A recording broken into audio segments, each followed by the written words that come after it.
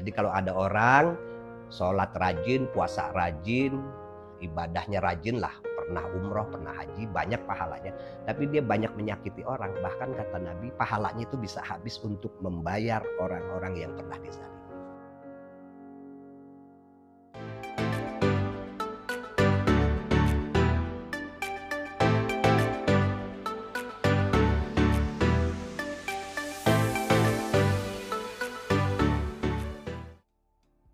Halo calon pemimpin masa depan, selamat datang di podcast SI Indonesia edisi Ramadan bersama Bapak Kiai Haji Taufik Damas. Apa kabar? Baik, Pak Kiai? alhamdulillah sehat. Mudah-mudahan Pak Sam sehat juga. Sehat. Terima kasih Pak Kiai sudah hadir Sama-sama di podcast SI Indonesia. Senang sekali bisa menghadirkan nih tokoh dari PBNU ya. Nah, karena nih edisi Ramadan, saya ingin dijelaskan nih Pak Kiai, apa sih sebenarnya makna dari kembali ke fitrah saat Lebaran ini? Ya, orang sering mengatakan istilah kembali ke fitrah karena ada istilah Idul Fitri. Idul Fitri itu memang makna salah satunya itu kembali ke fitrah, tapi ada juga makna lain kembali tidak puasa. Itu makna lain. Dan saya secara pribadi lebih suka memaknai bahwa Idul Fitri itu ya artinya kembali tidak puasa setelah berpuasa satu bulan penuh di bulan Ramadan.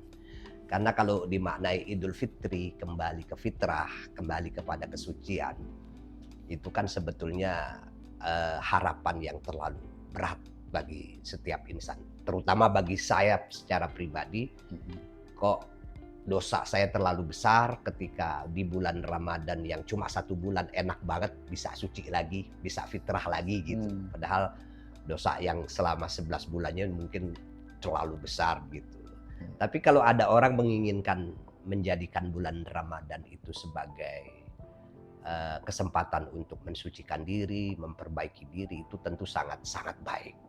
Maka makna Idul Fitri kalau diartikan sebagai kembali ke fitrah itu semacam motivasi, harapan yang ingin dicapai oleh seseorang menjadikan dirinya sebagai orang yang berjiwa baik, berjiwa suci dan lain sebagainya, walaupun itu tidak mudah.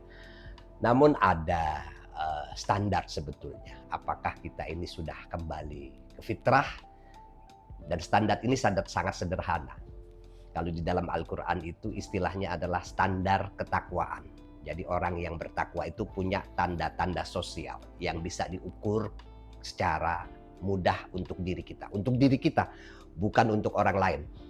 Karena saya sering mengingatkan banyak orang beragama lebih senang menilai orang lain ketimbang menilai diri sendiri. Nah, standar ketakwaan itu kalau kata Al-Quran pertama, alladzina yunfikuna fis-sarra'i wad-dharra.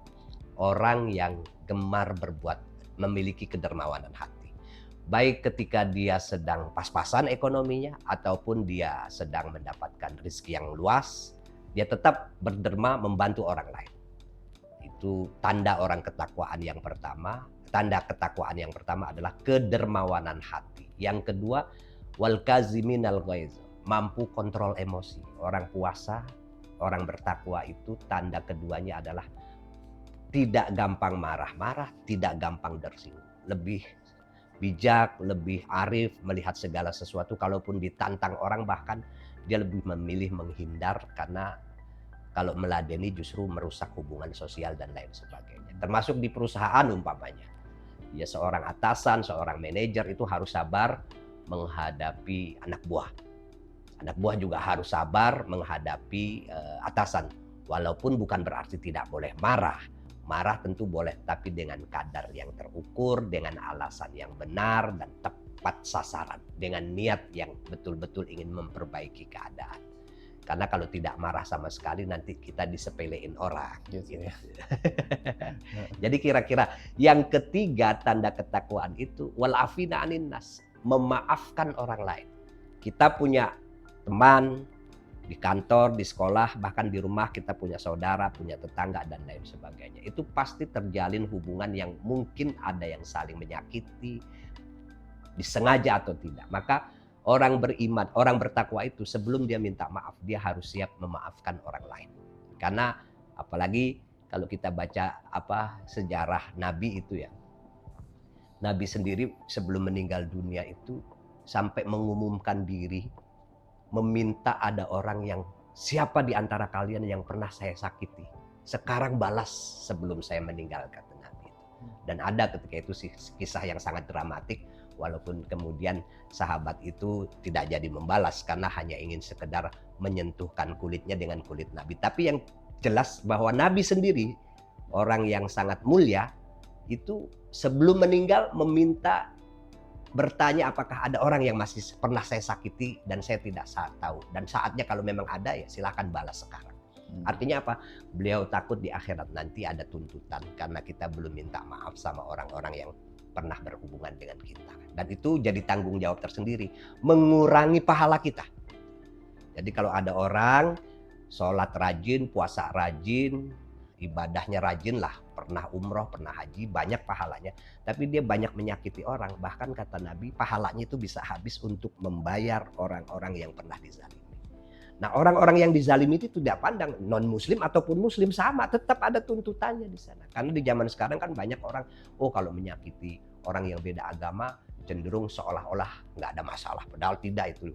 Sama. Zaman Nabi itu ada sahabat yang punya salah dengan orang Yahudi, ternyata di akhirat itu dia bertanggung jawab atas kesalahannya. Dan itu diketahui melalui mimpi sahabatnya yang lain yang sama-sama orang-orang yang dekat dengan Nabi. Jadi ini sesuatu, jadi kembali ke fitrah itu artinya setelah puasa kita menjadi orang yang bertakwa dengan tanda-tanda pertama kedermawanan hati, yang kedua mampu kontrol emosi, dan yang ketiga mudah memaafkan orang lain. Ya, oke.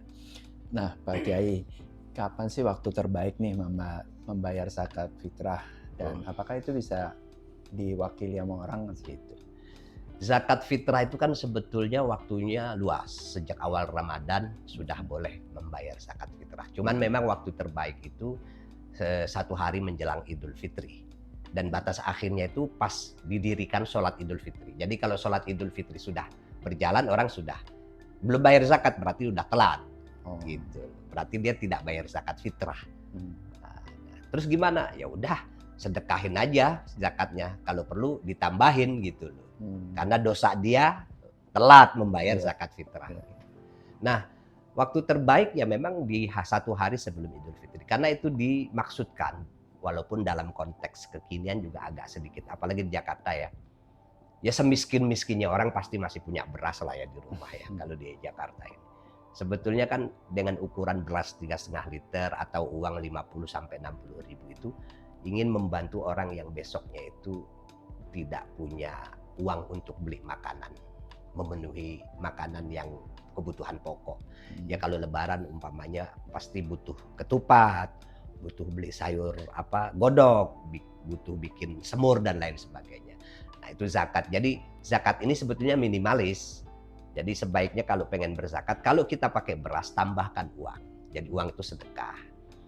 Biar orang yang menerima itu punya uang lah untuk masak, untuk belanja lainnya, bukan cuma sekedar beras. Nah, apakah boleh diwakilkan? Kalau saya menganjurkan langsung.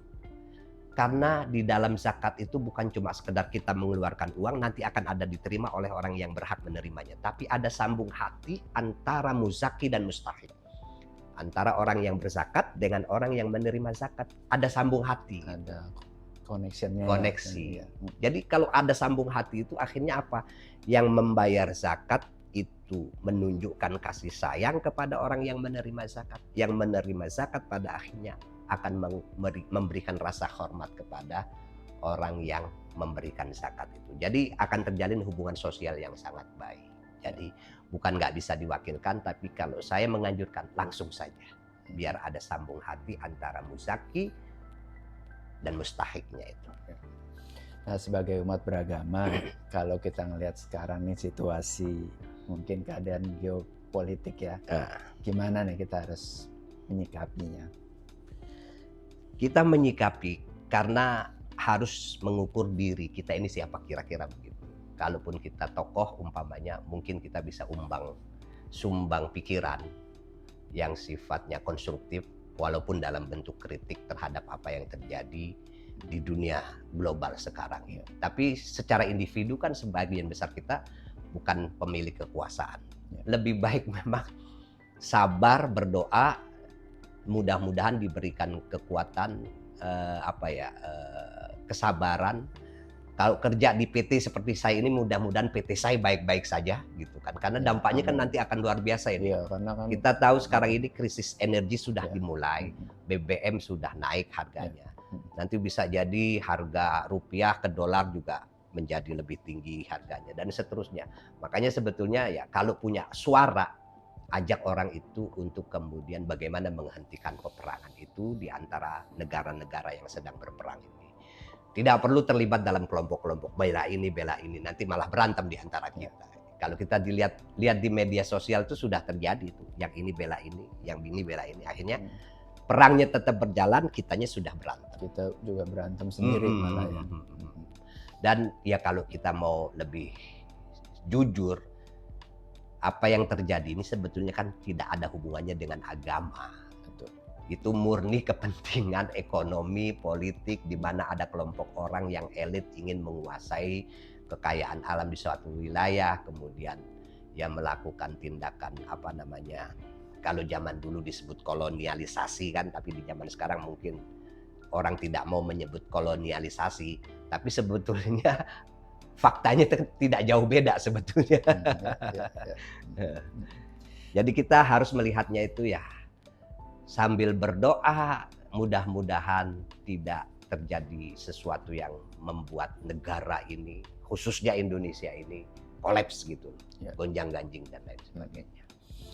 Nah, Pak Kiai, bagaimana nih adab saling memaafkan, ya, yang benar-benar nih istilah tulus dari kita, tapi yang kerabat kita yang istilahnya membuat salah atau kita juga berbuat salah itu tidak mau memaafkan kita. Nah, ini menarik. Kata Imam Ghazali itu begini. Manistagdoba falam yagdob fahuwa himar. Wa manistardo falam yardo fahuwa syaiton. Jadi orang kalau dia dipancing marah, dizalimi, kok nggak marah, itu keledai katanya. Tapi kalau orang sudah minta maaf karena berkesalahannya sama kita dan kita tidak mau memaafkan, nah berarti kita setan itu. Jadi kalau dipancing untuk marah, nggak marah, itu keledai. Tapi dimintai maaf, nggak mau memaafkan, itu namanya setan, kata Imam Ghazali. Jadi memang kita minta maaf kalau punya salah sama orang. Tapi kalau orang yang kita mintai maaf, kok belum memaafkan, itu sudah di luar tanggung jawab kita. Apalagi kalau kita minta maafnya dengan tulus. Ya kita doakan, mudah-mudahan pintu hatinya terbuka hingga suatu saat dia mau memaafkan kita. Atau sebaliknya kita. Tapi kalau kita tidak mau memaafkan orang yang minta maaf, berarti kita setan. Tadi kata Imam, makanya saya bilang menarik itu ungkapan Imam Ghazali itu. Orang yang dizalimi kok diem aja, itu keledai. Tapi kalau ada orang minta maaf, dia tidak memaafkan, itu setan namanya. Ini saya pakai waktu teman-teman NU demo di Trans 7 tempo hari. Saya ikut demo gara-gara ada tayangan expose uncensored yang menghina, melecehkan pesantren itu. Tapi saya bilang jangan berlebihan lah, demo sekali aja udah cukup. Jangan menggunakan sampai menggunakan narasi-narasi yang tidak baik, apalagi tindakan-tindakan yang tidak baik. Cukup satu kali dan orang sudah minta maaf, ya kita maafkan. Itulah akhlak santri, saya bilang. Ya, Pak Kiai Haji, sekali lagi terima kasih atas waktunya. Sama-sama, Pak. Di podcast SI Indonesia edisi Ramadan. Siap. Saya ada kenang-kenangan buat Pak Kiai. Oke, terima kasih. Pak Kiai, mungkin ada sedikit pesan untuk kita semua menjelang Hari Raya Idul Fitri. Baik, salah satu tanda ketakwaan tadi sudah saya sampaikan adalah saling memaafkan satu sama lain. Dan ini bagi kita orang Indonesia sangat bagus sekali karena kita punya tradisi halal bihalal itu. Yang di beberapa negara dengan mayoritas Muslim itu tidak ada. Seperti saya pernah tinggal di Mesir beberapa tahun, habis Idul Fitri, sholat, selesai dari masjid, pulang, ya sudah, tutup pintu masing-masing, tidak ada orang keliling saling minta maaf. Kalau kita ada Bahkan halal bihalalnya itu bisa lebih dari 2 minggu. Ya kan, karena punya banyak saudara keliling. Nanti di kantor-kantor bikin acara halal bihalal. Dan ini khas Indonesia, ini sesuatu yang sangat baik. Karena bagaimanapun Islam ini selain mengajarkan kita itu memperbaiki hubungan dengan Tuhan, tapi juga mengajarkan kita untuk memperbaiki hubungan kita dengan manusia. Ini yang sering diungkapkan dengan istilah hablum minallah wa hablum minan nas. Bahkan hampir tidak ada artinya kalau kita merasa selalu taat kepada Allah sementara kita zalim terhadap sesama manusia. Maka itu harus diseimbangkan. Kepada Allah kita taat, kepada manusia kita bermanfaat. Itu saja, terima kasih. Oke, terima kasih. Demikian podcast edisi Ramadan bersama Bapak Kiai Haji Taufik Damas. Semoga podcast kali ini juga bisa memberikan inspirasi dan wawasan bagi kita semua. Amin.